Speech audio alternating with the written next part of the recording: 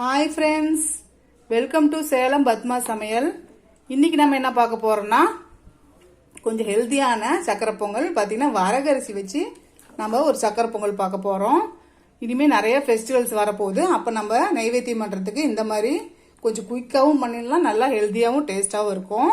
வாங்க போய் பார்க்கலாம். அதுக்கு முன்னாடி நம்ம சேனல் இப்போ தான் புதுசாக பார்க்குறீங்கன்னா சப்ஸ்கிரைப் பண்ணிக்கோங்க, பக்கத்தில் பெல் பட்டனையும் கிளிக் பண்ணிக்கோங்க. இப்போ முதல்ல பாருங்கள், நான் ஒரு கப் அளவுக்கு இந்த மாதிரி வரகரிசி வாங்கி வச்சுருக்கேன். பாருங்கள், வரகரிசி இப்படி தான் இருக்கும். இது நல்லா ஒரு பவுலில் கொட்டிட்டு நல்லா ஒரு 4-5 வாட்டி அலசிக்கிறேன். ஏன்னா இதில் கொஞ்சம் கருப்பாக அழுக்கு மாதிரி மண் மாதிரிலாம் வரும். நல்லா அலசி எடுத்துகிட்டு வந்துடுறேன். இப்போ பாருங்கள், அரிசி இது பாருங்கள் நல்லா நான் கழுவிட்டேன். இப்போ இது ஒரு 10 நிமிஷம் ஊறட்டும். இப்போ அதுக்குள்ளே பார்த்தீங்கன்னா நான் அரை கப் அளவுக்கு பாசிப்பருப்பு வறுத்து வச்சுருக்கேன். இதையும் நல்லா கழுவிட்டு ஒரு 10 நிமிஷம் ஊற வச்சு எடுத்துக்கலாம்.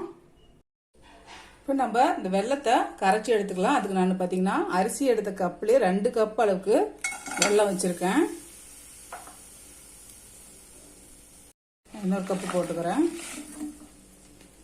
இப்போ ஒரு கப் அளவுக்கு தண்ணி ஊற்றிக்கலாம்.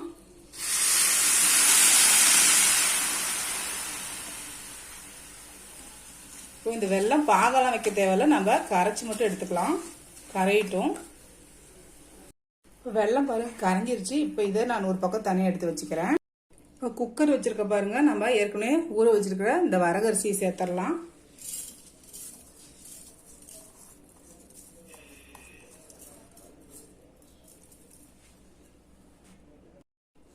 இந்த பாசிப்பருப்பு இதுலயே சேர்த்துடலாம்.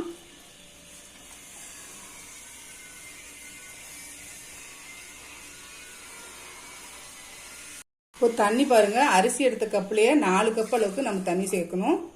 நான் ஃபர்ஸ்ட் 1 2 3 4 கப்பு சேர்த்துருக்கேன்.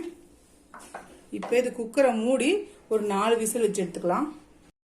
குக்கரை ஓப்பன் பண்ணிக்கலாம்.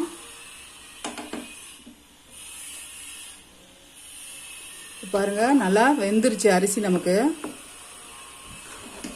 இப்போ நம்ம ஊற வச்சனால கொஞ்சம் நல்லா சாஃப்டா வந்துருக்குது.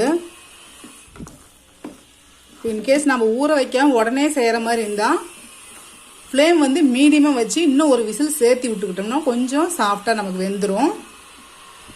இப்போ இதில் நம்ம ஏற்கனவே வடிகட்டி வச்சிருக்கிற அந்த பாகை சேர்த்துடலாம்.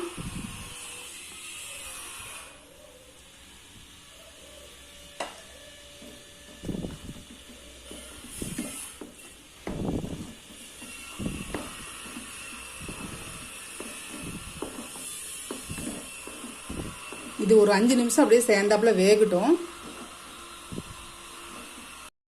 இப்போ நிறைய பேத்துக்கு பார்த்தீங்கன்னா நான் பச்சரிசி வச்சு பொங்கல் வைக்கும்போது உடம்புக்கு ஒத்துக்காது.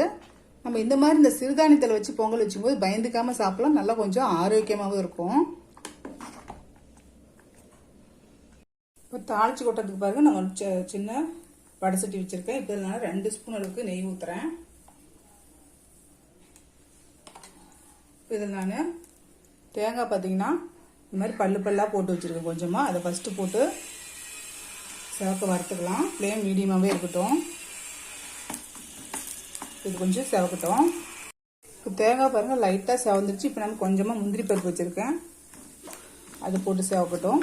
முந்திரி பருப்பு நமக்கு தேவையான அளவுக்கு போட்டுக்கலாம். இப்போ முந்திரி சிவந்துருச்சு, நான் கொஞ்சமாக திராட்சை சேர்த்து வறுத்துக்கிறேன். இப்போ திராட்சையும் பாருங்க வறுபட்டுருச்சு. இப்போ நம்ம இதை எடுத்து பொங்கலில் சேர்த்துடலாம். இப்போ பாருங்க கொஞ்சம் நல்லா சேர்ந்தாப்புல எல்லாம் வெந்துருச்சு. இப்போ நான் கொஞ்சமாக ஏலக்காய் பொடி சேர்த்துட்றேன். இப்போ நம்ம ஏற்கனவே வறுத்த இந்த முந்திரி திராட்சை அதையும் சேர்த்துடலாம்.